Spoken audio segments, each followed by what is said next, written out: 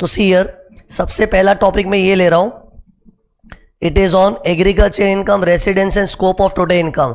मतलब थोड़ा agriculture income का नॉलेज टेस्ट होगा, थोड़ा रेसिडेंशियल स्टेटस और थोड़ा स्कोप ऑफ टोटल इनकम का। ओके, तो सी इसके लिए सबसे पहला क्वेश्चन देखो क्या है।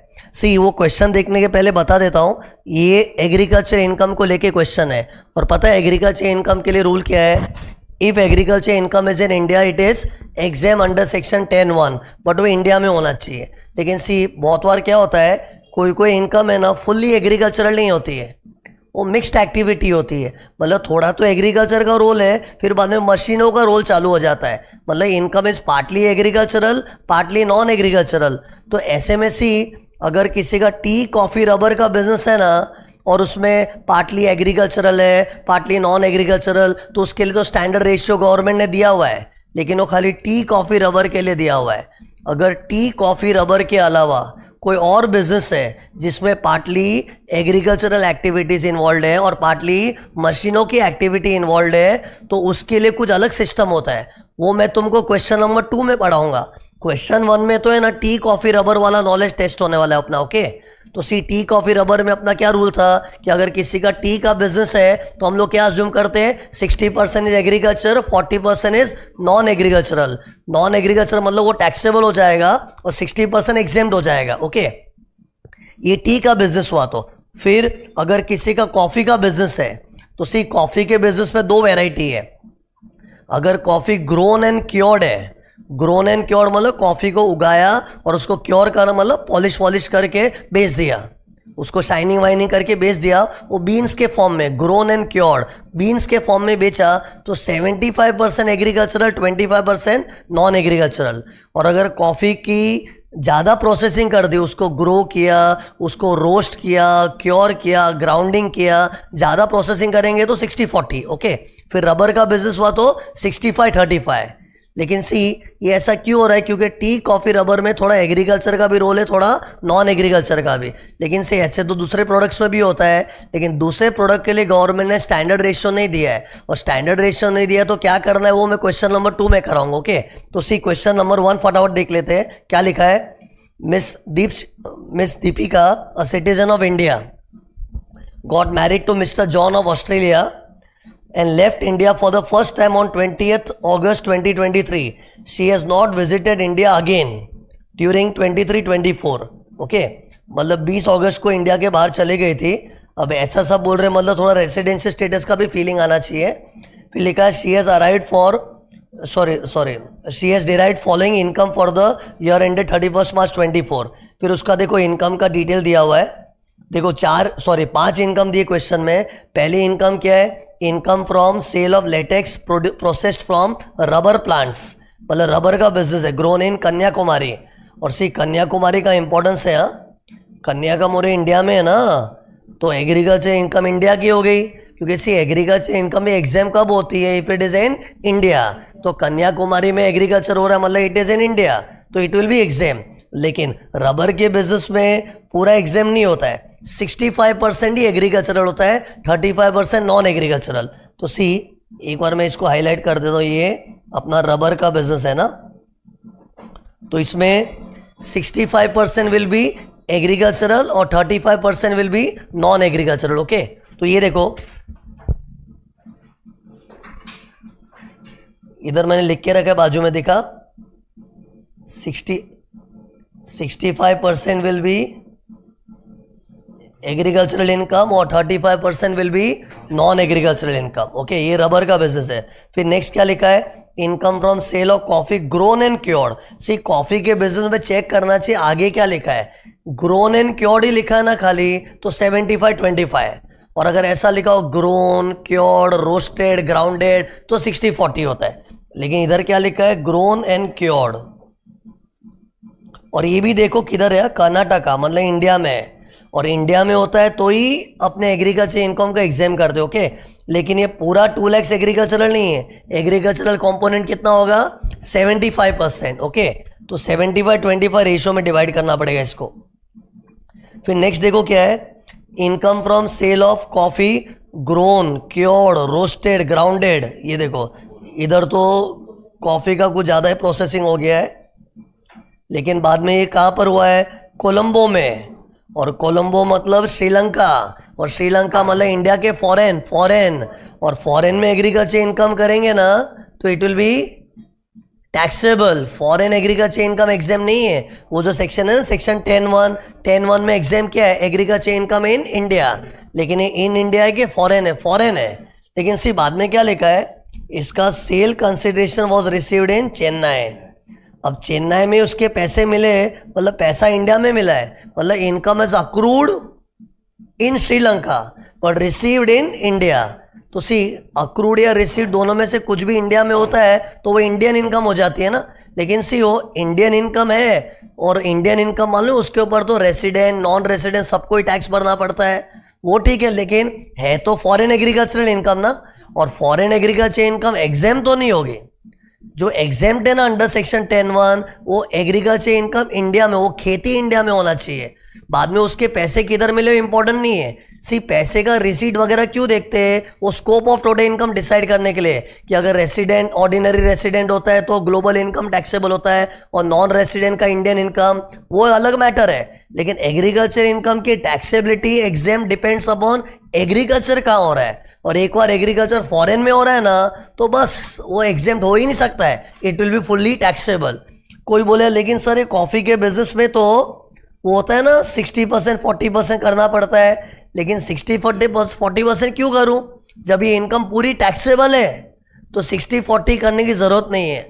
हाँ, अगर ये कॉफ़ी का ये धंधा कोलंबो के बदले इंडिया में हो रहा होता ना तो हम लोग सोचते हैं हाँ इंडिया में तो एग्जाम्प्ट है, लेकिन फिर 60% ही एग्जाम्प्ट होता, 40% टैक्सेबल हो जाता। लेकिन इंडिया में होता तो, लेकिन बिकॉज ये एग्रीकल्चर का काम श्रीलंका में हो रहा है कोलंबो में, तो ये फुल्ली टैक्सेबल होगा। तो ये देखो बाजू मैंने क्या लिखा हुआ है, it is a foreign agriculture income and it will be fully taxable हो जाएगा। ओके, फिर मतलब इधर वो 60-40 मत करना। फिर आगे क्या लिखा है? Income from sale of tea grown and manufactured in West Bengal. अब ये टी का बिजनेस है ना, और टी के बिजनेस में 60-40 का रूल होता है। लेकिन सी ये किधर हुआ है? वेस्ट बंगाल। अब वेस्ट बंगाल है तो चलेगा ना, इंडिया में ही है, और एग्रीकल्चर इनकम इंडिया में होता है तो एग्जाम। सी इस सब में ना इन लोग इंडिया में एग्रीकल्चर इनकम है तो ये एग्जाम्प्ट होता है, वो नॉलेज भी टेस्ट कर रहे हैं, साथ ही अपना वो परसेंटेज का भी नॉलेज टेस्ट कर रहे हैं। प्लस इधर कुछ रेसिडेंशियल स्टेटस का पॉइंट भी डाला, उसका मैं बताता हूँ क्या करना है। ओके, फिर तो कॉफ़ी का सॉरी टी वाले बिजनेस का क्या करना है? 60-40 हो जाएगा। तो देखो बाजू में मैंने लिखा हुआ है 60% will be agricultural and 40% will be non agricultural. फिर बाद में देखो नेक्स्ट इनकम क्या है? नेक्स्ट इनकम कुछ अलग ही है। Income from sapling and seedlings grown in a nursery at Cochin India में ही है। फिर basic operations are not carried out by her on land. तो सी बहुत बार है ना हम लोग ज़मीन पे जो खेती करते वैसा खेती नहीं करते, नर्सरी बना के वहाँ पे हम लोग छोटे छोटे पौधे उगाते हैं। तो छोटे छोटे जो पौधे होते हैं उसको इंग्लिश में क्या बोलते हैं? Saplings and seedlings. Saplings and seedlings का मतलब क्या होता है? हमने छोटे छोटे पौधे उगाए, कोई प्रॉपर ज़मीन के ऊपर नहीं, एक नर्सरी बनाया हुआ है। ओके, नर्सरी मतलब छोटा सा एक स्मॉल स्केल का खेती होता है। सिर्फ ज़मीन पे फुल फ्लेज खेती करते हैं वो तो लार्ज स्केल खेती हो जाता है ना। लेकिन बहुत बार के हम लोग एक छोटा सा नर्सरी बना के छोटे छोटे पौधे उगाते हैं, तो वो भी एग्रीकल्चर है, वो भी एग्रीकल्चर इनकम माना जाता है। चाहे तुम प्रॉपर ज़मीन लेके खेती करो कि नर्सरी के अंदर छोटे छोटे पौधे उगाओ, वो भी एग्रीकल्चर इनकम होती है। तो सी इसमें सैपलिंग्स और सीडलिंग्स से फर्क नहीं पड़ेगा, और ये सेंटेंस से ही फर्क नहीं पड़ेगा। Basic operations were not carried on land, क्योंकि सी नॉर्मली लोग क्या सोचते ज़मीन के ऊपर हुआ तो ही खेती होता है, लेकिन ज़रूरी नहीं है। एक नर्सरी के फॉर्म में छोटे छोटे पौधे भी उगाया ना तो भी एग्रीकल्चर इनकम है। एक्चुअली पता है एग्रीकल्चर इनकम का प्रॉपर डेफिनेशन दिया हुआ है, there is one section 2(1)(a), इसमें एग्रीकल्चर इनकम का डेफिनेशन दिया है, और डेफिनेशन में लोग क्लियरली बोल दिया है कि अगर छोटे छोटे पौधे भी उगाए ना नर्सरी में तो भी एग्रीकल्चर इनकम है। लेकिन सी ये तो फुल्ली एग्रीकल्चर इनकम होगा, इधर 60-40 वो सब नहीं करना है। सी वो 60-40 वो सब तो टी के बिजनेस में, कॉफ़ी और रबर के बिजनेस में होता है, क्योंकि उधर के एग्रीकल्चर होने के बाद भी मशीनों का रोल होता है ना, तो थोड़ा एग्रीकल्चर नॉन एग्रीकल्चर मिक्सड होता है। लेकिन पौधे वौधे उगाना तो प्योर एग्रीकल्चर है, ये fully agriculture income and exam. और वो भी कोचीन में, ये भी चेक करना चाहिए, बाई चांस कोचीन के बदले कोई फॉरेन कंट्री लिखा होता तो टैक्सेबल। तो सी ये तो एग्जेम्प्ट है because it is in India. देखो क्या लिखा है, agriculture income and it is fully exempt. But see अपने को नहीं ये देखना पड़ेगा कि बंदा नहीं, बंदी है, सॉरी, दीपिका जो है ना वो रेसिडेंट है कि नॉन रेसिडेंट, क्योंकि सी अगर रेसिडेंट हुई और उसमें भी ऑर्डिनरी रेसिडेंट तो उसके लिए वर्ल्ड इनकम टैक्सेबल है, तो मैं इसमें कुछ सिलेक्शन भी नहीं करूंगा, सबको कंसिडर कर लूंगा इनकम में। लेकिन अगर वो नॉन रेसिडेंट निकली तो नॉन रेसिडेंट को तो खाली इंडियन इनकम पे टैक्स आता है, पता है कि नहीं। और अगर नॉट NOR निकली, नॉट ऑर्डिनरी रेसिडेंट, उसको भी इंडियन इनकम पे टैक्स आता है। और इधर फिर बाद में फॉरेन इनकम एग्जेम्प्ट हो जाएगी। और पता है अपने सब में एक फॉरेन इनकम है, ये वाली, सॉरी ये भी फॉरेन इनकम नहीं है, सॉरी, ये कोलंबो में खेती हुआ है लेकिन पैसा तो चेन्नई में मिला है ना, तो इस सब में फॉरेन इनकम कुछ है ही नहीं। ये कन्याकुमारी में हो रहा है, ये कर्नाटका में हो रहा है, ये भले कोलंबो में हुआ है लेकिन पैसा इंडिया में मिल गया ना, तो इंडियन इनकम हो जाती है। तो ये तो सब इंडियन इनकम है। तो सी इसके रेसिडेंशियल स्टेटस का अपने को फर्क नहीं पड़ेगा। सी रेसिडेंशियल स्टेटस में क्या होता है, अगर इंडियन इनकम होती है तो उस पर तो सभी को टैक्स भरना पड़ता है, चाहे तू ROR हो, NOR हो के NR हो। ओके, फर्क किधर पड़ता है, फॉरेन इनकम्स में। फॉरेन इनकम्स के ऊपर NR और NOR को टैक्स नहीं आता है। हाँ, NOR को एक फॉरेन इनकम पे टैक्स आता है, foreign business control from India, लेकिन बाकी फॉरेन इनकम एग्जेम्प्ट है ना। तो फॉरेन इनकम होती है ना तो फर्क पड़ता है, लेकिन इस सब में तो अब देखने जाए तो सबकी सब इंडियन इनकम है, तो फर्क नहीं पड़ेगा कि उसका कुछ भी स्टेटस हो। लेकिन क्या है, क्वेश्चन में पूछा है ना, ये देखो क्या पूछा, डिटरमाइन दी रेसिडेंशियल स्टेटस, तो अपने को रेसिडेंशियल स्टेटस डिटरमाइन करना पड़ेगा। ओके, एंड फिर लिखा है compute the business income and agriculture income. See इधर बिजनेस इनकम बोलते हैं मतलब वो 40% वाला पोर्शन, जैसे टी में होता है ना 60% एग्रीकल्चर 40% नॉन एग्रीकल्चर, तो 40% को इन लोग बोलते हैं बिजनेस इनकम और 60% को बोलते हैं एग्रीकल्चरल पोर्शन। बिजनेस इनकम मतलब नॉन एग्रीकल्चरल पोर्शन। तो ये इन शॉर्ट क्वेश्चन में दो चीज पूछा है। सी अभी सम में सॉल्व कराऊंगा ना, याद रखना हर सम में पहले चेक करने का पूछा क्या है। कितने लोग हैं ना सम में क्या पूछा उसको इतना सीरियसली लेते नहीं है। Always focus on what is asked in the question और वो हिसाब से आंसर तैयार करना चाहिए। तो इधर सम में क्या पूछा है, दो चीज पूछी है, एक तो डिटरमाइन द रेसिडेंशियल स्टेटस और दूसरा compute the business income and agriculture income. Okay, ये दो चीज पूछी है। तो पहले डिटरमाइन दी रेसिडेंशियल स्टेटस, तो सी रेसिडेंशियल स्टेटस के लिए अपने को कंडीशन चेक करना पड़ता है। अगर इंडिया में कोई 182 डेज और मोर रहता है तो रेसिडेंट हो गया, अगर 182 नहीं हुआ तो you have to check the another condition 60 days in the current year और प्रीसीडिंग 4 ईयर्स में 365 डेज और मोर होना चाहिए, वो कंडीशन चेक करनी पड़ेगी। तो सी इसका स्टे का डेटा क्या दिया था, ये इंडिया के सिटीजन है और वो फर्स्ट टाइम इंडिया छोड़ के गई है। देखो left India for the first time, अब पहली बार इंडिया छोड़ा है मतलब इसके पहले हमेशा इंडिया में ही थी। ओके, और पहली बार कब छोड़ा है, 20 अगस्त को। तो सी कभी भी ऐसा दिया हो ना, बेस्ट क्या एक टाइमलाइन ड्रॉ कर देना चाहिए। ये देखो मैंने देखो टाइमलाइन ड्रॉ कर दिया है, किस दिन को इंडिया छोड़ के गई थी, 20 अगस्त को लिखा ना अपने 23-24 में 20 अगस्त को इंडिया छोड़ा है। और जिस दिन इंडिया छोड़ा मतलब इंडिया के बाहर चले गई, तो देखा आउट हो गया, मतलब इसके बाहर वो आउट हो गई है। तो पहले वो इन थी, इंडिया के अंदर थी, और अपने को जो स्टे गिनना है ना वो इंडिया के अंदर का स्टे गिनना है। ओके, और इसमें मालूम मैंने तुमको रिवाइज करते टाइम बताया था, जाने वाला दिन और आने वाला दिन इंडिया में गिन। तो ये जाने वाला जो दिन है ना इसको इंडिया में गिनना पड़ेगा। कभी भी याद रखना उसका आने जाने का जो डेट देते हैं ना, तो उसका रूल क्या है, जाने वाला दिन एंड आने वाला दिन इंडिया में गिन। तो 20 अगस्त को इंडिया में गिनना पड़ेगा। और सी ये वाला पोर्शन मैंने जो हाईलाइट किया ना, ये गिनना है कि इस पीरियड में वो इंडिया में थी। तो गिनो, अप्रैल में 30 डेज, मई में 31 डेज, एक सेकेंड, फिर जून में 30 डेज, देखो मैंने गिन के रखा है, जुलाई में 31 और अगस्त में 20 तारीख को चले गए। तो इसका टोटल करके देखना कितना आ रहा है, टोटल कम्स टू 142 डेज। मतलब 182 डेज नहीं हो रहा है, और अगर 182 डेज नहीं हो रहा है तो you have to try the second condition. लेकिन सी कोई कोई लोग के लिए सेकेंड कंडीशन एप्लीकेबल नहीं है, वो चेक कर लो, ऐसा तो नहीं है। सेकेंड कंडीशन किसके लिए एप्लीकेबल नहीं है? अगर कोई एम्प्लॉयमेंट के लिए देश छोड़ के जा रहा है, या फिर ऑलरेडी देश छोड़ा हुआ है, इंडिया में विजिट के लिए आ रहा है, तो ऐसा तो कुछ दिया नहीं है ना, तो अपने को सेकेंड कंडीशन वेरीफाई करना पड़ेगा 60 + 365 डेज।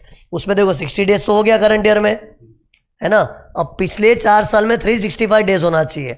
ये तो पिछले चारों साल पूरे साल इंडिया में थी, क्योंकि इंडिया पहली बार छोड़ा है ना, तो अगर उसने पिछले चारों साल इंडिया में बिता है तो 365 डेज तो आराम से हो गया। दैट मीन्स इसका स्टेटस है रेसिडेंट। अब एक बार रेसिडेंट बना ना, मतलब अपना सब में टेंशन बढ़ गया, आगे और भी चेक करना पड़ेगा कि ऑर्डिनरी है कि नॉट ऑर्डिनरी।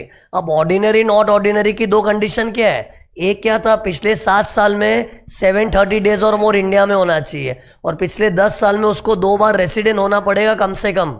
ओके, तो ये दोनों कंडीशन चेक करो। तो इसके लिए पता है अपने को करंट ईयर का स्टेटस नहीं चेक करने का, कभी भी OR NOR चेक करना है ना, अपने को अपना जो ईयर है ना 23-24 वो छोड़ के प्रीसीडिंग ईयर का डेटा देखना पड़ता है। और इसका तुम लोग प्रीसीडिंग ईयर का ट्रैक रिकॉर्ड देखोगे ना, ये इंडिया में ही थी हमेशा। ये देखो दीपिका के लिए क्या बोला है, इंडिया पहली बार छोड़ के गई है, और जो पहली बार इंडिया छोड़ के गई है मतलब पास्ट में हमेशा इंडिया में ही थी, तो उसके पिछले 7 साल का 730 डेज आराम से हो गया। और पिछले 10 साल में 2 बार रेसिडेंट होना चाहिए ना, और 2 बार क्या हो, 10 साल रेसिडेंट थी। दैट मीन्स वो रेसिडेंट तो है प्लस ऑर्डिनरीली रेसिडेंट।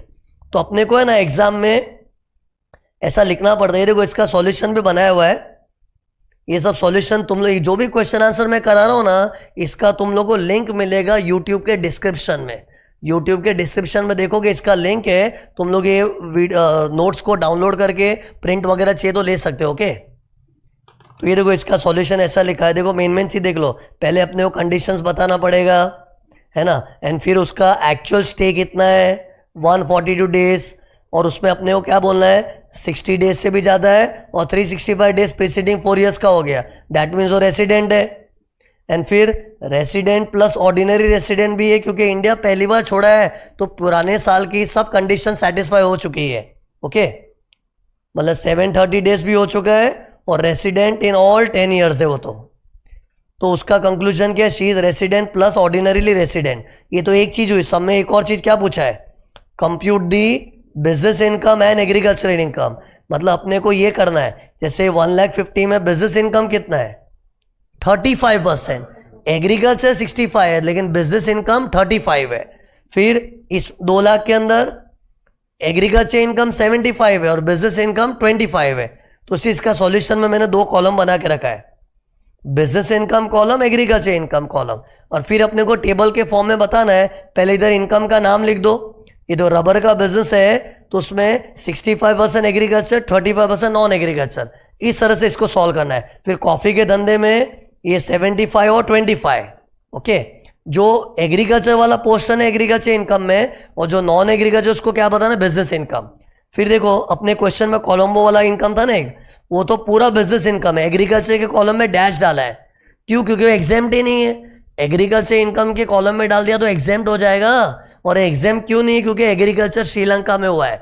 कोई बोले पैसा तो इंडिया में मिला है। सी 10(1) का बेनिफिट कब मिलता है? जब खेती भारत में करो, और खेती अगर फॉरेन में करोगे तो 10(1) का बेनिफिट मिलेगा ही नहीं। इसलिए मैंने इधर देखो डैश किया हुआ है। ओके, फिर टी वाले बिजनेस का अपना 60-40 कर दिया मैंने। एंड फिर लास्ट में वो जो था ना पेड़ पौधे, सॉरी पेड़ तो नहीं, गलती से बोल दिया, पौधे उगा के नर्सरी में जो काम करे वो भी खेती है, तो उसको देखो पूरा एग्रीकल्चर कॉलम में डाला है। अरे ये एग्रीकल्चर वाला कॉलम है, पूरा एग्रीकल्चरल इनकम है, इसमें रेशो में डिवाइड नहीं करना है। ओके, तो इस तरह से अपना फाइनल आंसर आ जाएगा। और सीधा नोट लिखा हुआ है कि कोलंबो वाली इनकम है ना, it is earned outside India ना, तो ये एग्रीकल्चर इनकम का एग्जेम्पशन उसको नहीं मिलेगा। ओके, फिर ये नोट भी दिया है, सैपलिंग्स एंड सीडलिंग्स वाला था ना, पौधे उगाना, वो भी एग्रीकल्चर इनकम माना जाता है। तो अपना क्वेश्चन नंबर 1 हो गया। ओके, फिर सी ये क्वेश्चन मैंने एज इट इज पास्ट में से उठाया हुआ है, और ये जो क्वेश्चन है 2-3 बार कभी आरटीपी, कभी एमटीपी, कभी पास्ट ईयर में पूछा हुआ है, तो अच्छा क्वेश्चन था ये। फिर नेक्स्ट क्वेश्चन देखो, नेक्स्ट क्वेश्चन अगेन एग्रीकल्चर के ऊपर है, लेकिन सी इसमें ना मैंने टी कॉफी रबर के अलावा कोई दूसरा प्रोडक्ट लिया है। सी टी कॉफी रबर में तो स्टैंडर्ड रेशियो दिया है ना गवर्नमेंट ने, लेकिन टी कॉफी रबर के अलावा बहुत सारी ऐसी चीजें ना जिसमें मिक्स्ड एक्टिविटी होती है। मिक्स्ड एक्टिविटी मतलब थोड़ा एग्रीकल्चर का भी रोल होता है, थोड़ा नॉन एग्रीकल्चर का भी रोल होता है। और वो जो रेशियो वाला सिस्टम हो तो खाली टी कॉफी रबर में है, लेकिन बाकी सब में नहीं है। जैसे एग्जाम्पल शुगर हो गया, अपने जो शुगर मैन्युफैक्चरिंग का बिजनेस होता है ना, तो उसमें पहले खेती से शुगर केन आता है, और शुगर केन को एज इट इज बेच दिया तो फुल्ली एग्रीकल्चर हो गया। लेकिन शुगर केन को मशीनों में प्रोसेस करके शुगर बना के बेचेंगे तो उसमें थोड़ा एग्रीकल्चर भी हो गया, थोड़ा नॉन एग्रीकल्चर भी हो गया, क्योंकि जब तक शुगर केन गन्ने उग रहे खेतों में तब तक खेती हो रहा है, और गन्ने उगाने के बाद जब शक्कर बनाते, चीनी बनाते मशीनों में, वो नॉन एग्रीकल्चर है। लेकिन शुगर के बिजनेस के लिए गवर्नमेंट ने ऐसा कोई स्टैंडर्ड रेशियो नहीं दिया है, तो उसके लिए क्या करना चाहिए, उसके लिए एक सम है। एक और एग्जांपल है राइस का बिजनेस। और राइस सी जो चावल का धंधा होता है ना, खेती में जो चावल उगते हैं ना, ओरिजिनली चावल कैसे होते हैं, मतलब उसके ऊपर छिलका विलका लगा हुआ रहता है, मतलब प्रॉपर राइस जो हम लोग घर में खाते वैसा नहीं होता है। घर में जो हम लोग चावल कंज्यूम करते हैं, राइस कंज्यूम करते हैं, वो तो पूरा प्रोसेसिंग होने के बाद बनता है। लेकिन ओरिजिनली खेतों में जो चावल उगते हैं वो तो ऐसे क्या है, उसको पैडी बोलते हैं। क्या बोलते हैं, पैडी। और पैडी क्यों बोलते हैं, क्योंकि मतलब एक्चुअल प्रॉपर चावल नहीं, उसके बाद सब लगा हुआ है, छिलकों को क्या बोलते हैं, हस्क। तो वो रॉ चावल होता है। रॉ चावल को बेचता तो फुल्ली एग्रीकल्चर इनकम है।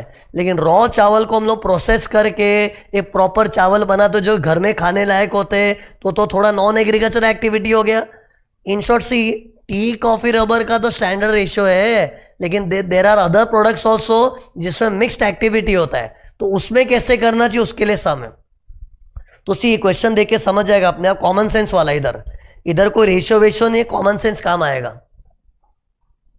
तो लुक हियर, इधर क्या लिखा है, Mister Charan grows paddy and uses the same for the purpose of manufacturing of rice in his own rice मिल।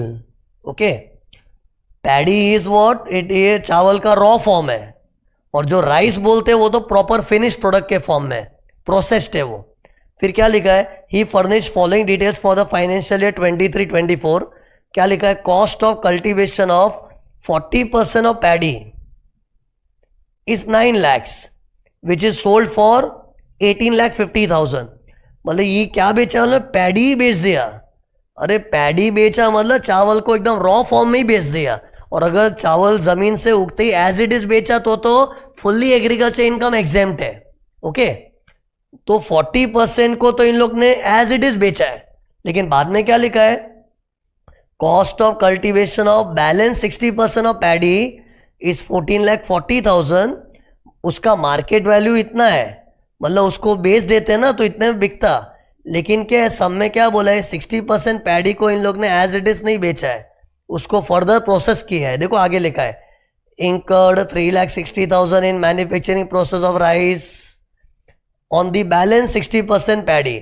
तो सी इससे समझ गया ना, देखो मैन्युफैक्चरिंग प्रोसेस किया है किस पे, बैलेंस 60% पे।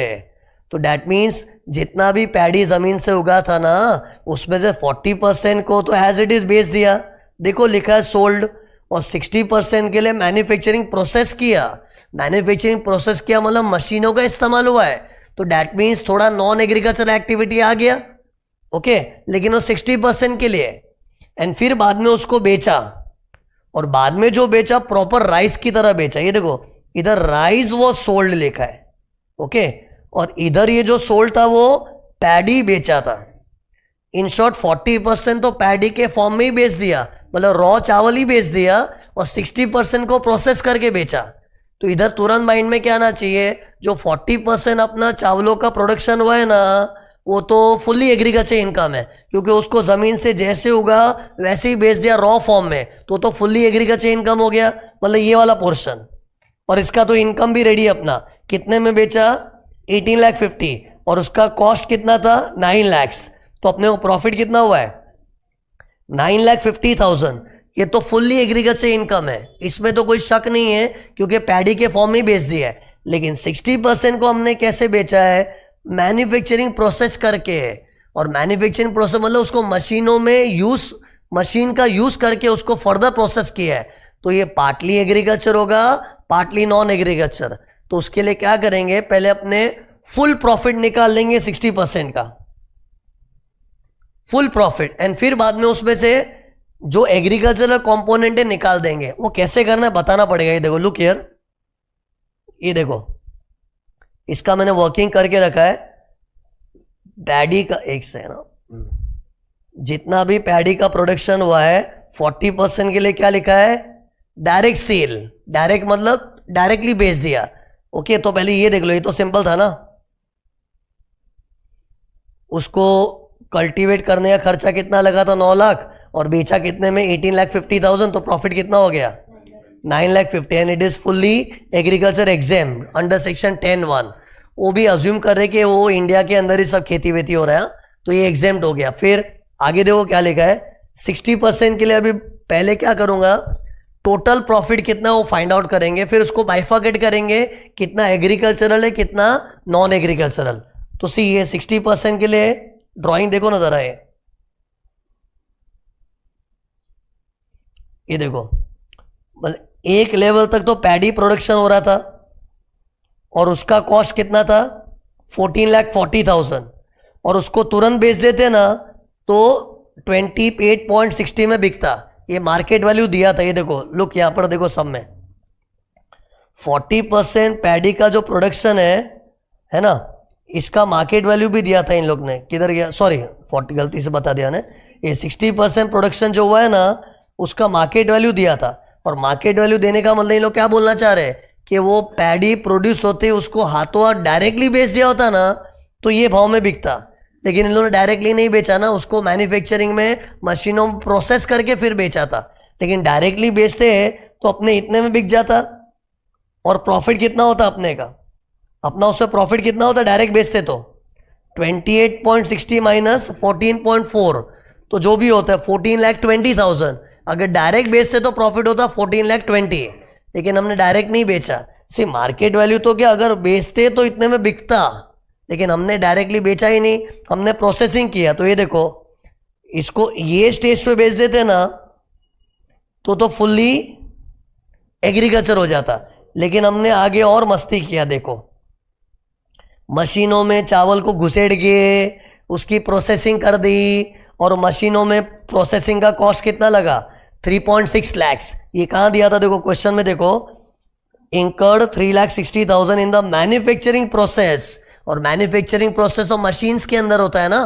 तो ये देखो, इसको तुरंत बेचा होता तो इतना बिकता ना, लेकिन हमने तुरंत नहीं बेचा, उसके ऊपर फर्दर कॉस्ट इंकर किया 3.6 lakhs का, एंड फिर जाके बेचा। तो सी ये ब्लैक वाला पोर्शन में क्या बता रहा हूं कि हमने खेती के बाद थोड़ा एक्स्ट्रा काम कर दिया।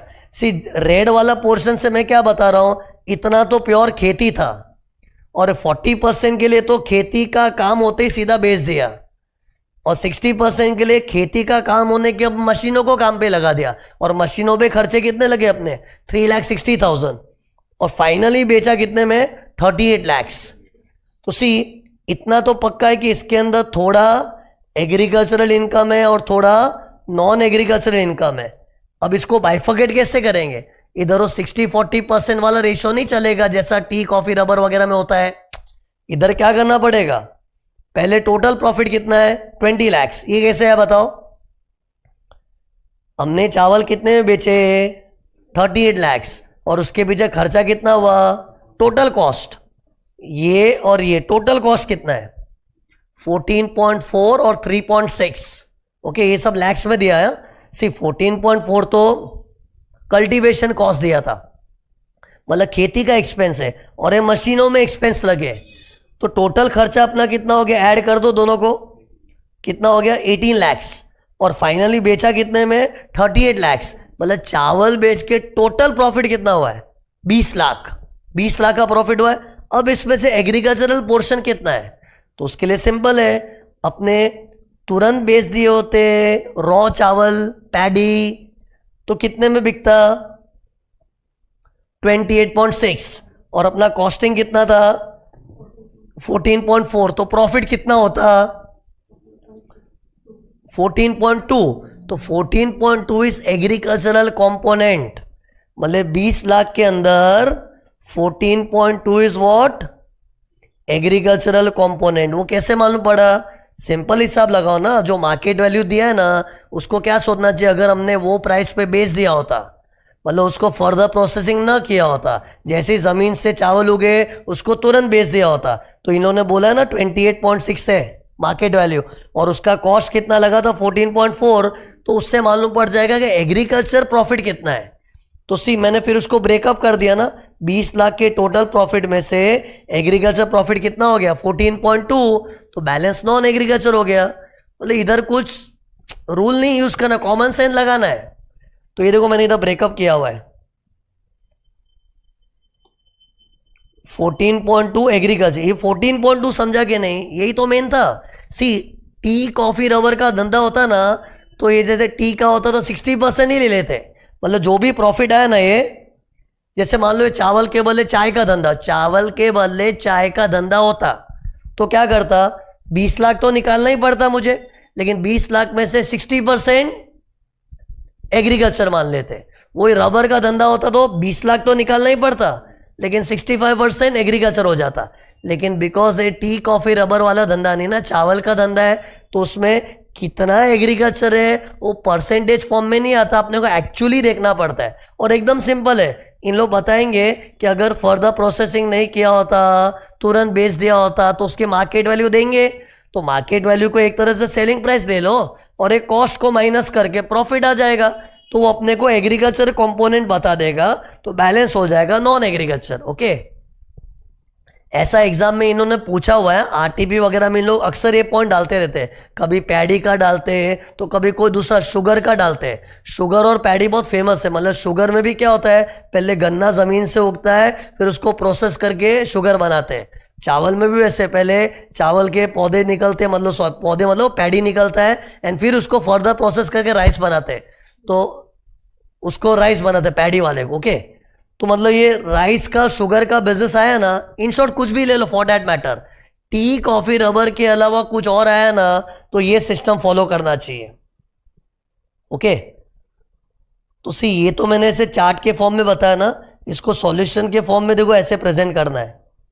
ये देखो, ये पैडी का सेल जो 40% था, 40% तो एज इट इज बेचा ना, और ये पैडी है कि राइस है, राइस बन गया मतलब फर्दर प्रोसेसिंग हुआ, ये 60% वाला था। तो सी ये से 9.5 हम लोग निकाले थे, मालूम है ना। एक्चुअली इधर मार्केट वैल्यू गलत लिखा है, ये सेलिंग प्राइस ही है, ये तो हमने सेलिंग प्राइस की तरह बेच दिया ना, एक से ना, ये सेल प्राइस है। मार्केट वैल्यू क्यों लिखोगे, इसको तो बेच ही दिया ना। ये देखो 40% प्रोडक्शन को तो एक्चुअली बेचा है, तो कितने में बेचा 18.5, तो ये सेलिंग प्राइस ऑफ पैडी हो गया, और ये मतलब ये 9.5 मेरा ये वाला है। एंड फिर 60% के लिए देखो मैंने क्या किया है, 60% के लिए पहले मैंने टोटल प्रॉफिट निकाला है। टोटल प्रॉफिट कैसे निकाला कि चावल को बेचा 20 लाख में, सॉरी ये भी प्रिंटिंग मिस्टेक है यार, ये 20 लाख नहीं है, ये 38 लाख है, थोड़ा कॉपी पेस्ट किया ना, नोट्स बनाते थे, हो गया। तो ये 38 लाख उसका सेल प्राइस है। ओके, और ये माइनस माइनस करके अपना टोटल प्रॉफिट आ गया, एंड उसमें से एग्रीकल्चर पोर्शन निकाल दिया तो बचा नॉन एग्रीकल्चर। ओके, और एग्रीकल्चर पोर्शन हम लोग निकाले थे ना, ये वो वाली चीज ही है, सेम चीज है। इधर मैंने चार्ट के फॉर्म में बनाया है और इधर मैंने स्टेटमेंट के फॉर्म में बनाया है। और फाइनल कंक्लूजन देखो, जो पैडी बेच के आया वो तो पूरा एग्रीकल्चर इनकम एग्जेम्प्ट है, और जो चावल बेच के आया उसमें एग्रीकल्चर कंपोनेंट 14.2 है, और बैलेंस कितना बचा 5.8 नॉन एग्रीकल्चर पोर्शन। ये दो 5.8 आया था ना, ये वाला अमाउंट है। ओके, तो ये अपना क्वेश्चन नंबर 2 हो गया। तो क्वेश्चन 1 एंड 2 में मेरा मेन डेडिकेशन किस पे था, एग्रीकल्चर इनकम के ऊपर, और इसका सम आ सकता है। अब इसके बाद है ना question number 3, this is dedicated to scope of total income. अब है ना रेसिडेंशियल स्टेटस और स्कोप में है ना, स्कोप ऑफ टोटल इनकम का ज़्यादा लाइकलीनेस होता है, और कभी कभी तो इन लोग मिक्स्ड क्वेश्चन बनाते हैं, पहले रेसिडेंशियल स्टेटस से उसका स्टेटस निकालो एंड फिर स्कोप ऑफ टोटल इनकम करो। और स्कोप ऑफ टोटल इनकम मतलब मालूम है क्या, ये देखो तुमको मैं याद दिला तो मैंने जो पढ़ाया था, ऐसा एक स्टेटमेंट बनाना पड़ता है। मीन्स अगर ROR होता है तो उसके लिए वर्ल्ड इनकम इज टैक्सेबल, बताया था मैंने। और अगर NOR है तो इंडियन इनकम टैक्सेबल है, और फॉरेन में खाली एक ही इनकम टैक्सेबल है जिसको बोलते हैं foreign business controlled from India. Other foreign incomes not taxable, देखो डैश किया हुआ है। और NR हुआ तो सिर्फ एंड सिर्फ इंडियन इनकम पे ही टैक्स आएगा, फॉरेन इनकम पे टैक्स आएगा ही नहीं, चाहे वो foreign business control from India हो कि कुछ भी हो। ओके, तो ये नॉलेज वाला क्वेश्चन ज्यादा लाइकली होता है। ओके, तो सी एक्चुअली इसमें भी है ना, ज्यादा इंटरेस्टिंग सम कब बनता है में नॉन रेसिडेंट हुआ तो। टेल मी, ये ज्यादा इंटरेस्टिंग क्यों नहीं है? इसमें तो सब डालना है। एक और बंदा RNOR होता है ना, तो उसको तो वर्ल्ड इनकम पे टैक्स भरना है, तो चाहे यहाँ की इनकम कहीं की भी इनकम हो, सब टैक्सेबल ही है ना। तो बाद में स्टूडेंट को नॉलेज टेस्ट नहीं कर पाते। बच्चों का नॉलेज कब टेस्ट कर पाते? जब क्वेश्चन में या तो NOR है या NR बनाएंगे तो सी मैंने भी क्या किया है, एक नॉन रेसिडेंट का सम बनाया है। और नॉन रेसिडेंट का सम मतलब उसके स्कोप में, उसके दायरे में सिर्फ इंडियन इनकम आती है, और फॉरेन इनकम उसके दायरे में मतलब उसके स्कोप में नहीं आती। तो अपने अभी जो सम सॉल्व करेंगे उसमें नॉन रेसिडेंट का क्वेश्चन है ना, तो जो इंडियन इनकम है उसको ले लेंगे, इंडियन इनकम को ले लेंगे, लेकिन फॉरेन इनकम को डैश कर देंगे। ओके, तो सी ये क्वेश्चन बताऊंगा तो तुमको समझेगा। देखो ये पढ़ो क्या लिखा, मिस्टर केविन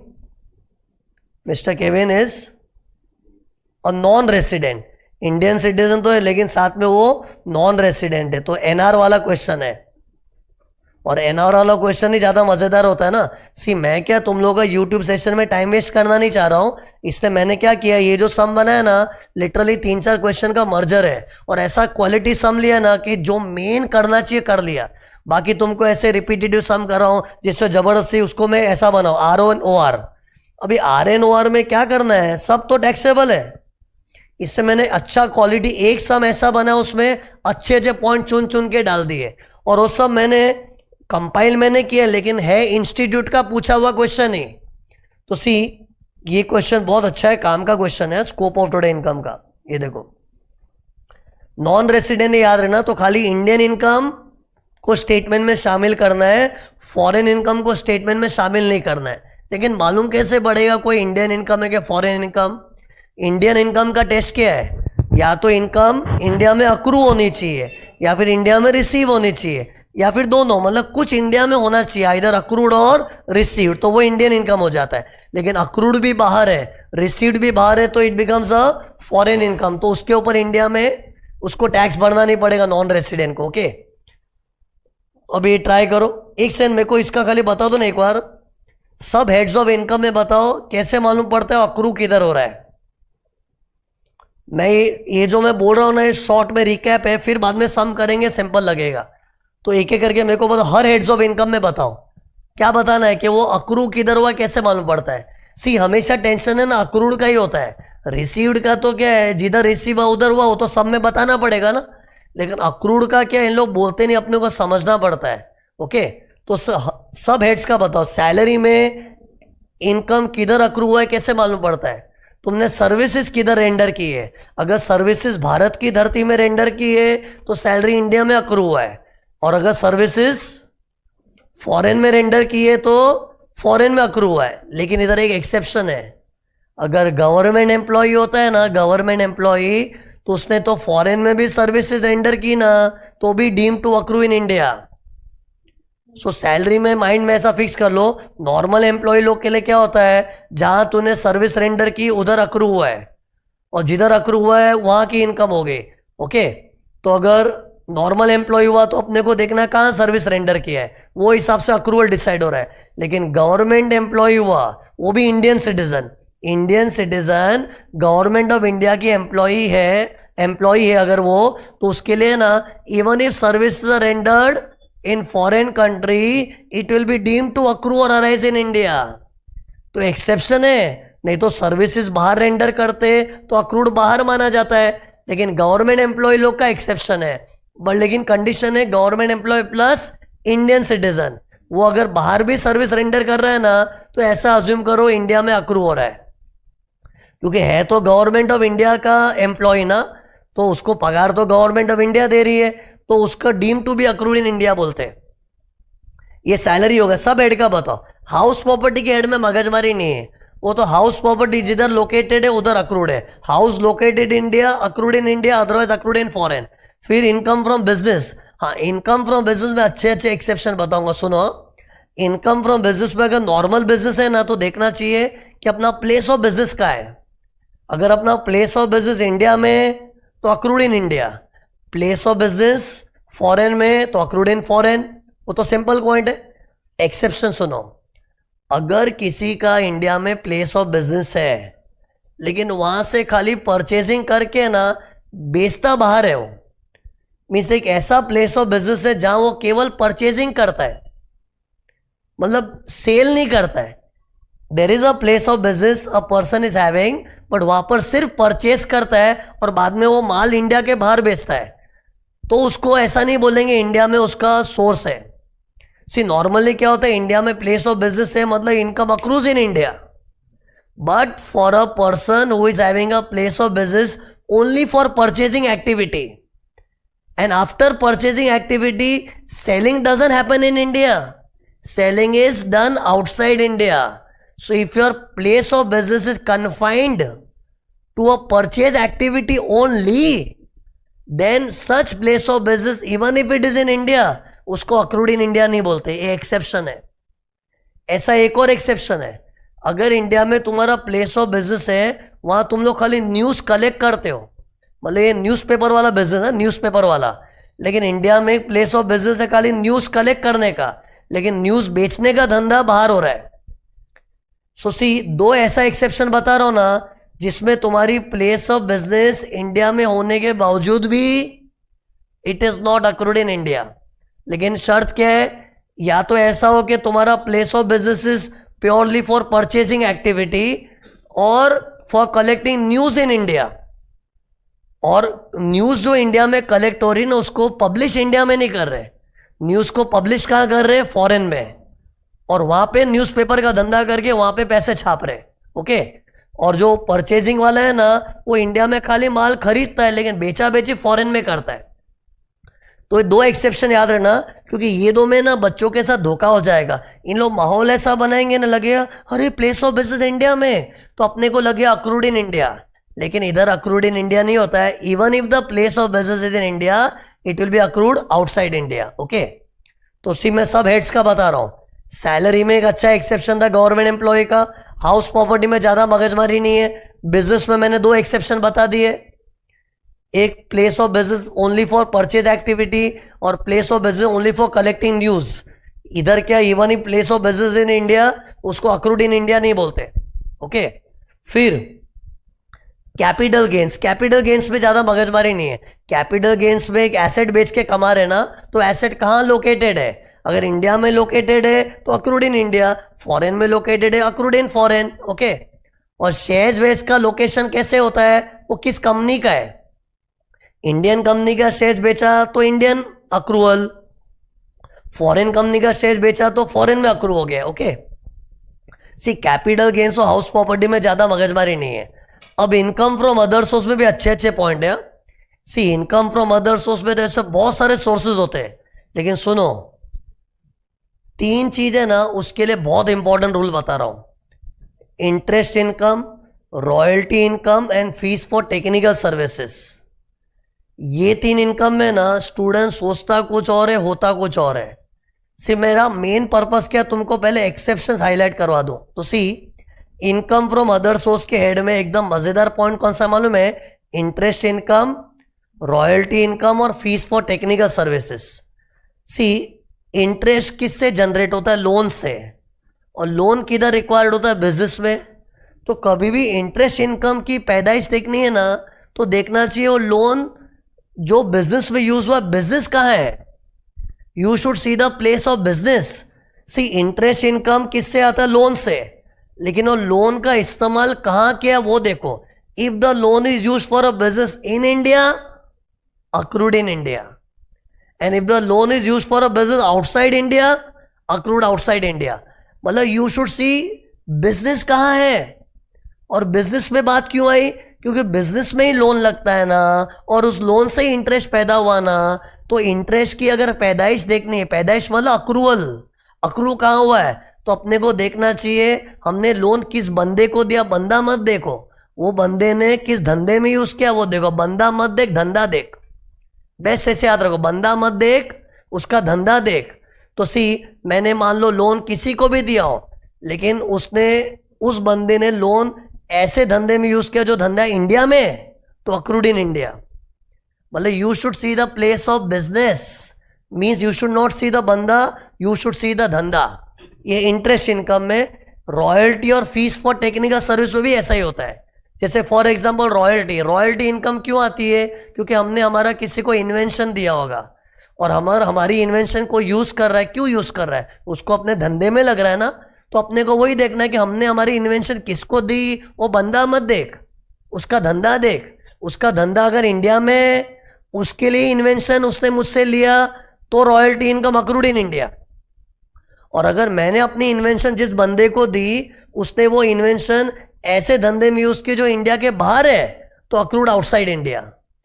इन शॉर्ट से ये तीनों के लिए रूल सेम है, interest, royalty and fees for technical service. इधर बंदा मत देखो, धंधा देखो, क्योंकि ये तीनों चीज की जरूरत धंधे में होती है। इंटरेस्ट होता है लोन पे, लोन बिजनेस में चाहिए। रॉयल्टी किसके लिए होता है, कुछ इन्वेंशन किया, इन्वेंशन भी किसी को बिजनेस में काम आती है। और टेक्निकल सर्विस का भी, टेक्निकल सर्विस भी किसी को बिजनेस में चाहिए।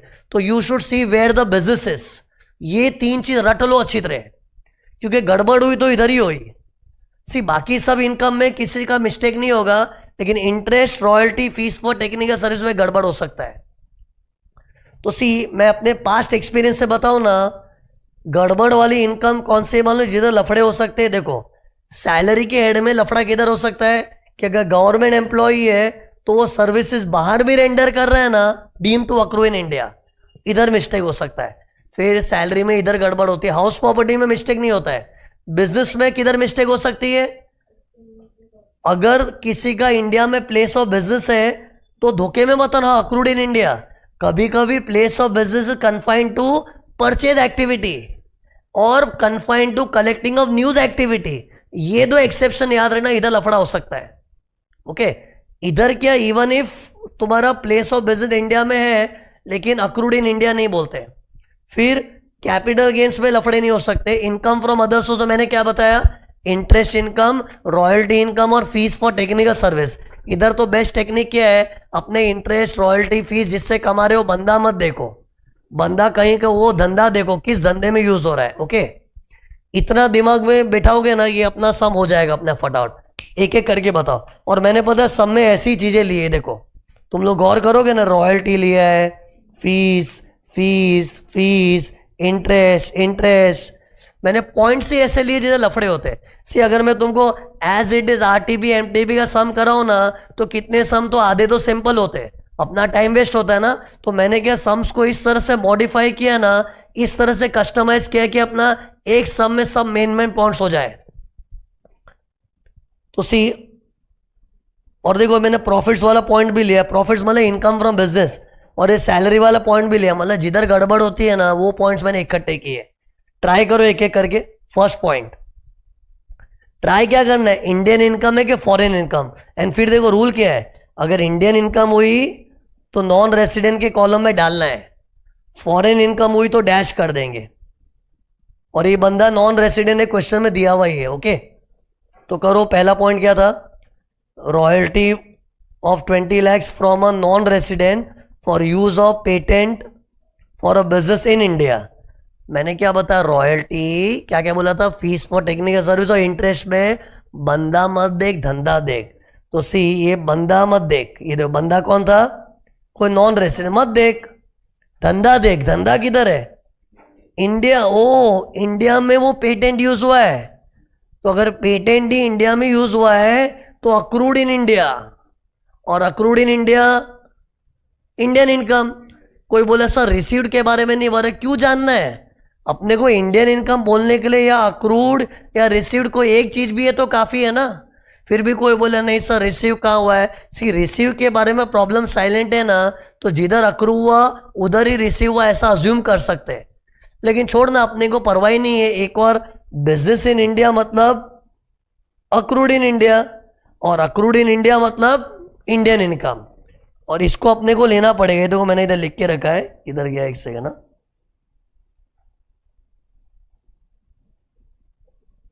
ये पढ़ो, Indian income and this will be taxable. Okay, फिर फीस, फीस में भी मैंने क्या बताया, वही बंदा मत देख धंधा देख उसका। तो देखो क्या लिखा है, fees of 15 lakh from a non resident. अब फ्रॉम अ नॉन रेसिडेंट देखते हैं ना, कितने लोगों को बंदा देखते हैं, क्योंकि नॉन रेसिडेंट से मिला है मतलब फॉरेन इनकम। बंदा मत देख धंधा देख, पढ़ क्या लिखा है, fees of 15 lakh from a non resident for use of know how for a business in Sri Lanka. ओ, बिजनेस इन श्रीलंका। बंदा मत देख धंधा देख, धंधा देखा लेकिन धंधा तो श्रीलंका में। तो अगर श्रीलंकन धंधे के लिए अपना नो हाउ यूज हुआ है तो डैट मीन्स अक्रूवल इनकम की पैदाइश श्रीलंका में हुई है, तो अक्रूड बाहर है। अब अपने को रिसीव्ड भी चेक कर लेना चाहिए, क्योंकि अक्रूड के साथ रिसीव्ड भी बाहर हुआ तो बाहर का इनकम हो जाएगा। रिसीव कहाँ हुआ है, रिसीव्ड इन कोरिया, ले रिसीव्ड भी इंडिया के बाहर है, तो अक्रूड भी बाहर रिसीव्ड भी बाहर, तो ये बाहर का हो गया फॉरेन इनकम। तो ये देखो इधर क्या लिखा है, फॉरेन इनकम, और बिकॉज ये नॉन रेसिडेंट है उसके लिए नॉट टैक्सेबल। ये पता है ना, नॉन रेसिडेंट को खाली इंडियन इनकम उसके स्कोप में आता है, फॉरेन इनकम नॉट टैक्सेबल। फिर अगला पॉइंट ट्राई करो, fees of 7 lakh from RR limited a foreign company. तो फॉरेन कंपनी वंपनी नहीं देखने का, मैंने क्या बोला, 3 चीज, interest, royalty, fees for technical service. बंदा मत देख धंधा देख, तो इसका धंधा देखो किधर है, foreign company for providing technical service for its business in India. ये देखो मैं इसको हाईलाइट करूं, बिजनेस इन इंडिया, तो इंडिया के बिजनेस के लिए टेक्निकल सर्विस यूज हुआ है, तो फिर इनकम की पैदाइश इंडिया में, अक्रूड इन इंडिया हो गया। और अक्रूड इन इंडिया मतलब खत्म, इट्स एन इंडियन इनकम, फिर रिसीट विसीट का देखने का जरूरत ही नहीं है। ये देखो इंडियन इनकम और ये टैक्सेबल हो जाएगा। फिर अगला पॉइंट क्या है, fees of 5 lakh from RN company Mumbai, resident in India. अब अगेन RN कंपनी को मत देख, वही डायलॉग, बंदा मत देख धंधा देख। क्या लिखा है, for conducting feasibility study for a new project in Nepal. ओ, new project in Nepal, new project मतलब धंधा, मतलब नेपाल के धंधे के लिए फिजिबिलिटी स्टडी हुआ है। फिजिबिलिटी स्टडी मतलब एक ऐसी स्टडी जिससे मालूम पड़ता है कि प्रोजेक्ट प्रॉफिटेबल है कि नॉट प्रॉफिटेबल है। ऐसा स्टडी हमने करके दिया है, उसकी फीस मांगी है हमने, और हमने जो स्टडी की उसकी फीस मिली है, लेकिन अपनी स्टडी कहाँ काम लगे, नेपाल के धंधे के लिए। तो और भले अपने को पैसा देने वाला कौन है, कोई मुंबई वासी है, लेकिन अपने को क्या बोला, बंदा मत देख धंधा देख, क्योंकि ये इंटरेस्ट हो गया, रॉयल्टी एंड फीस, ये सब धंधे में काम लगता है ना, तो धंधा देखना। और बिकॉज बिजनेस नेपाल का था तो इट इज, नेपाल इंडिया के बाहर है तो अक्रूड आउटसाइड इंडिया हो गया। और रिसीव्ड का हुआ है तो रिसीव भी बाहर हुआ है, अक्रूड भी बाहर रिसीव्ड भी बाहर, तो ये फॉरेन इनकम हो गया। और ये अपने दायरे में नहीं आएगा, बिकॉज हम लोग इस सब में कौन है, नॉन रेसिडेंट। अपने दायरे में खाली इंडियन इनकम आएगी, ये दोनों नहीं आएंगी। फिर और क्या है, नेक्स्ट क्वेश्चन, नेक्स्ट पॉइंट देखो, इंटरेस्ट इनकम। ये सब मैंने रॉयल्टी, फीस और इंटरेस्ट को ज्यादा लिया है क्योंकि उधर लफड़े होते हैं। सी इधर मैं तुमको टेक्निक बता, नहीं तो लोग है ना किसमें उलझ जाते हैं। देखो ये RN कंपनी, ये RR लिमिटेड, फॉरेन कंपनी, ये सब देखने का ही नहीं। तो इसके लिए मेरा एक डायलॉग ही काफी था, बंदा मत देख धंधा देख।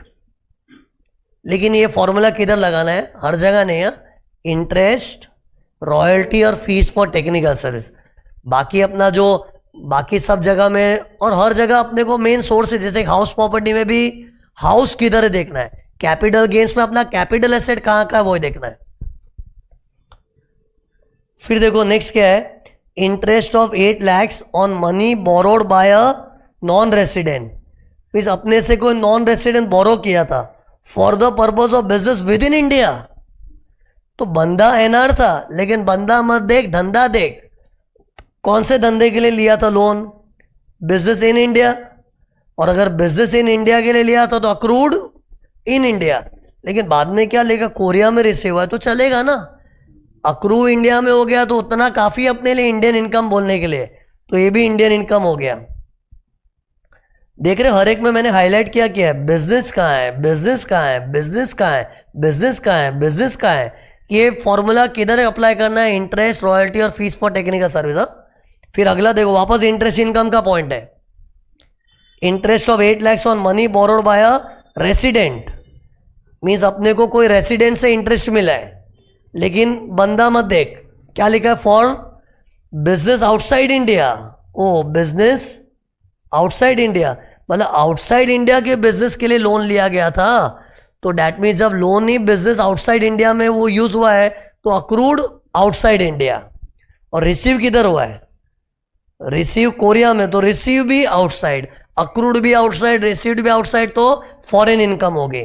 और फॉरेन इनकम अपने दायरे में नहीं आती है, नॉट टैक्सेबल है ना, हम लोग नॉन रेसिडेंट इस सब में। अगला पॉइंट देखो, हाँ अभी देखो स्टार्टिंग के पॉइंट्स है ना, मैंने किस पे लिए थे, रॉयल्टी, फीस और इंटरेस्ट इनकम पे, वो सब पॉइंट्स है। ये देखो मैं ये भी अंडरलाइन कर देता हूँ, these points for royalty, royalty, fees, fees, fees, interest और इंटरेस्ट। और खास मैंने ऐसे पॉइंट चुने क्योंकि मेरा एक्सपीरियंस देखा है ना मैंने, इधर स्टूडेंट का मिस्टेक होता है और जो मिस्टेक वाले पॉइंट है वही मैंने उठा के जमा किए। फिर प्रॉफिट्स, प्रॉफिट्स मतलब इनकम फ्रॉम बिजनेस का ऐड है, और नॉर्मली इनकम फ्रॉम बिजनेस का रूल क्या है, अगर प्लेस ऑफ बिजनेस इंडिया है तो accrued in India, place of business बाहर तो अक्रूड आउटसाइड। लेकिन इसके दो एक्सेप्शन थे ना, अगर इंडिया में प्लेस ऑफ बिजनेस है purely for purchasing and collecting news in India, then even if the place of business is in India, income doesn't accrue in India. Exception याद रखना। और मैंने वो एक्सेप्शन वाले पॉइंट ही लिए, देखो profits of 2,50,000 from operations which are confined to purchase of goods in India for the purpose of export. Confined का मतलब क्या है, सिर्फ उतना ही हो रहा है।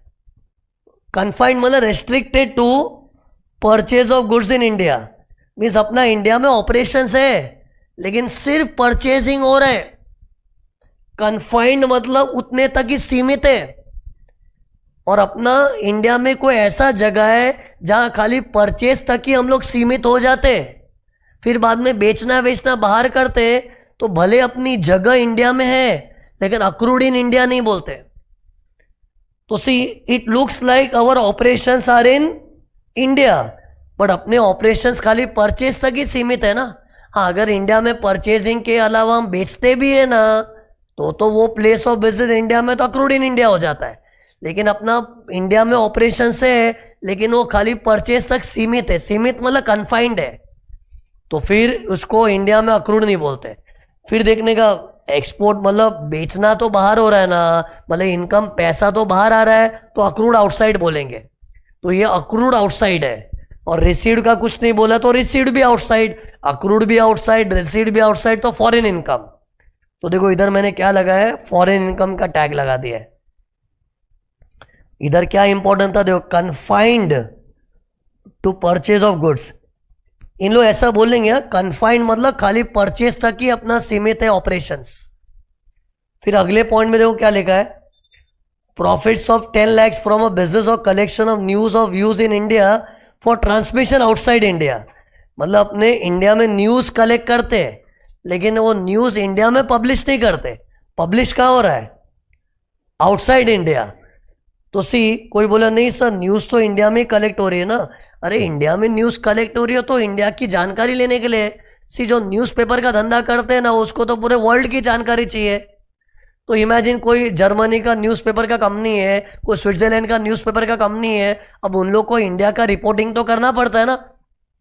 अब न्यूज़पेपर वालों को तो पूरे वर्ल्ड की जानकारी रखनी पड़ती है, तो इंडिया में न्यूज़ कलेक्ट कर लिया तो उसके लिए नहीं बोलेंगे कि they have a place of business in India, income accrued in India, no, they are simply collecting the news in India. Then इसको भी क्या बोलते हैं, उनका एक्टिविटी सीमित है ऑफ कलेक्टिंग द न्यूज। से इधर कन्फाइंड वर्ड लिखा नहीं है लेकिन अंडरस्टूड है ना, आगे लिखा है ना फॉर ट्रांसमिशन आउटसाइड, मतलब न्यूज कलेक्ट इंडिया में कर रहे, लेकिन न्यूज बेच कहाँ रहे हैं? इंडिया के बाहर। तो एक सेम ही हो गया ना, इधर गुड्स खरीद रहे, इधर हम लोग न्यूज खरीद रहे, और न्यूज को बेच कहाँ रहे? इंडिया के बाहर।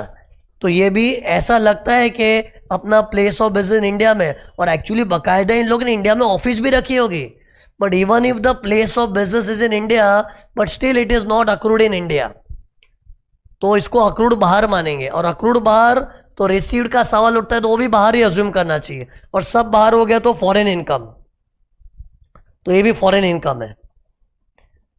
तो सी, ये मैंने ना इनकम फ्रॉम बिजनेस के ना खास ऐसे पॉइंट्स लिए ना, जो एक बार है ना स्टूडेंट क्या लगेगा, अरे गुड्स इंडिया में खरीद रहे हैं, न्यूज इंडिया में कलेक्ट कर रहे हैं, लेकिन इधर इंडिया वर्ड पे ध्यान मत दो, है ना। Even if the activity is happening in India, but it is confined to purchase and collecting news, so it will not be accrued in India. फिर सैलरी में एक जोरदार पॉइंट बताया था ना, नॉर्मली क्या होता है, हम लोग सर्विस बाहर परफॉर्म करते हैं तो अक्रूड बाहर होता है, लेकिन गवर्नमेंट एम्प्लॉय तो बाहर भी सर्विस करता है ना, अक्रूड इन इंडिया मानते हैं। और इधर ऐसा ही पॉइंट है, देखो, salary of 7,50,000 from government of India for rendering services in Japan. ये देखो, सर्विसेज जापान में, लेकिन अपने को गवर्नमेंट एम्प्लॉय को इंपॉर्टेंस देना चाहिए। एक बार कोई बंदा गवर्नमेंट एम्प्लॉय है ना, भारत सरकार का एम्प्लॉय, तो दुनिया के किसी भी कोने में सर्विस देवे, it will be deemed to accrue in India, लेकिन वो इंडियन सिटीजन के लिए रूल है। और ये देखो, फर्स्ट लाइन में मैंने लिखा था इंडियन सिटीजन है, सिटीजनशिप उसका इंडिया का है भले है ना, लेकिन उसकी सिटीजनशिप, उसका पासपोर्ट गवर्नमेंट ऑफ इंडिया के स्टैंप वाला है, तो ये deem to accrue in India हो गया। इन इंडिया मतलब इंडियन इनकम, और इंडियन इनकम मतलब वो उसके दायरे में आएगा, टैक्सेबल। लेकिन सी, इसको दो चीज मिले, पढ़ो, 7,50,000 का सैलरी मिला है और 2,40,000 का अलाउंस मिला है। तो सी, ये जो रूल था ना कि इंडियन सिटीजन जो गवर्नमेंट की नौकरी करता है वो सर्विस बाहर भी परफॉर्म करेगा तो अक्रूड इन इंडिया मानते हैं ना, तो इन लोग के लिए एक स्पेशल रूल है, ऐसे लोग को सर्विस बाहर करते टाइम उनको फॉरेन में जो अलाउंसेस मिला है, फॉरेन में जो परक्यूजर्स मिला है, वो फुल्ली एग्जेम्प्ट है under section 10(7). Under section 10(7) it is completely exempt. क्या रूल था बताओ? गवर्नमेंट एम्प्लॉई, इंडियन सिटीजन, जब वो बाहर सर्विसेज परफॉर्म करता है तो उसको फॉरेन कंट्री में जो अलाउंस मिलता है, foreign allowance and foreign perquisite, चाहे वो कोई भी नाम का अलाउंस हो कि कोई भी नाम का परक्यूजिट हो, it is completely exempt. But ये किसके लिए? Government employ, Indian citizen rendering service outside India, and it is fully exempt under section 10(7). तो सी, हमने सबका इंडियन फॉरेन लिख दिया ना, अब अपने को है ना एक एक पॉइंट को डिटेल में एक्सप्लेन करना। इधर लिखा ना, पढ़ो, क्या पूछा है, examine briefly whether above receipts are chargeable to tax in India. Means अपने को एक एक पॉइंट को एक्सप्लेन करना है, ओके। तो सी, इसका सॉल्यूशन कुछ ऐसा है। सी, फर्स्ट पॉइंट क्या था, इंडियन इनकम तो टैक्सेबल है, तो ये देखो इंडियन इनकम टैक्सेबल, और उसका एक्सप्लेनेशन इधर दिया है, जो मैं बोल बोल के सिखा रहा हूं वो इधर इंग्लिश में एक्सप्लेनेशन दिया हुआ है। फिर ये देखो, चेक कर लो खाली, दूसरा अपना फॉरेन इनकम था, नॉट टैक्सेबल, तो ये दूसरे का आंसर है नॉट टैक्सेबल, और इधर रीजनिंग वीजनिंग दिया हुआ है। फिर तीसरे का क्या था, इंडियन इनकम टैक्सेबल, तो पॉइंट नंबर सी, ये देखो पॉइंट नंबर सी टैक्सेबल। फिर जो भी है समझ जाओ, मतलब ये हिसाब से सबका एक एक करके आंसर लिखना है। आंसर का हुलिया कुछ ऐसा दिखेगा, एक कॉलम में अपने को बताना टैक्सेबल है कि नॉट टैक्सेबल, और हर एक पॉइंट को सी ऐसा बोला तो ना कंप्यूट करे उसकी इनकम, तो अपने टोटल करके स्टेटमेंट बनाते, लेकिन इधर ये नहीं पूछा कंप्यूट करो। क्या लिखा है, examine briefly whether above receipts are chargeable to tax in India और नॉट। इंडिया में टैक्सेबल है कि नहीं बताना है, विद रीजन बताना है। तो बस अपने को हर जगह रीजन क्या देना है, बंदा नहीं देखा हमने धंधा देखा, वो जो मैं बोल रहा था ना वो चीज अपने को रीजन में लिखना पड़ेगा। और अगर ऐसा बोला होता कंप्यूट दी इनकम, तो अपने स्टेटमेंट बना के सबको ऐड भी कर देते, लेकिन इधर ऐड वैड नहीं करना क्योंकि कंप्यूटेशन नहीं पूछा है, एक एक पॉइंट के बारे में एक्सप्लेन करो, explain briefly whether they are chargeable to tax in India not. Okay, कभी कभी कंप्यूटेशन बोलते तो कंप्यूटेशन करना पड़ता है, और सी कंप्यूटेशन करना हो ना उसमें सैलरी वैली जैसा पॉइंट हो ना तो स्टैंडर्ड डिडक्शन भी समझदारी से ले लेने का। इधर अपने को कंप्यूट करने का बोला है तो अपने को कंप्यूटेशन के सारे ज्ञान भी दिखाने का, सैलरी में स्टैंडर्ड डिडक्शन होता है और कोई कोई चीज एग्जाम्प्ट होती है अंडर सेक्शन 10 तो भी करना पड़ता है। लेकिन इधर अपने को खाली अपने को नोट्स के फॉर्म में आंसर देना है, और ऐसा कोई जरूरी नहीं कि टेबल बनाओ, एक एक पॉइंट का पैराग्राफ बना बना के भी लिख सकते हैं। तो ये क्वेश्चन नंबर 3 था।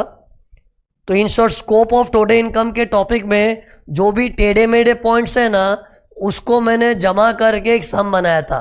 इसके अलावा जो पॉइंट्स है ना उधर मैं नहीं भी बताऊं तुम लोग कॉमन सेंस से डिसाइड कर पाओगे, लेकिन जिधर स्टूडेंट रॉन्ग होगा ना उसको मैंने इकट्ठा करके सम बनाया था। ओके, तो ये अपना स्कोप ऑफ टोटल इनकम था।